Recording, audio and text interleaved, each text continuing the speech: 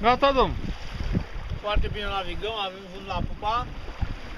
Ne retragem, ne ducem să vedem dacă putem să facem ceva de mâncare. Cred că avem și portița.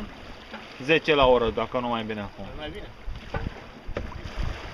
Dar ce frumos stă pe valul la pupa, nu? Vine valul exact cum trebuie să ridică. Care este vine valul? Vezi, vezi de aproape, vedeți la val. Foarte. Vremea bună. Cod galben de vreme bună.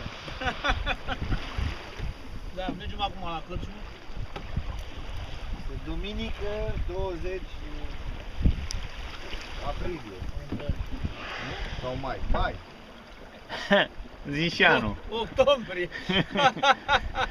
Te-ai de reglale, gen, da. Păi nu scrie decât 20 Mai. sâmbătă, duminică. Cam vechi. Duminică, da. 2012. Și cârmaciul care conduce barca. Foarte bine. Era la sol la unul acolo. Și dădea și vântul pe noi. Mergem la bere acum, că asta e. Da. Păi n-avem motorul. Am lăsat acasă ca să nu ne tenteze. Da, să vedem, am pus la parte.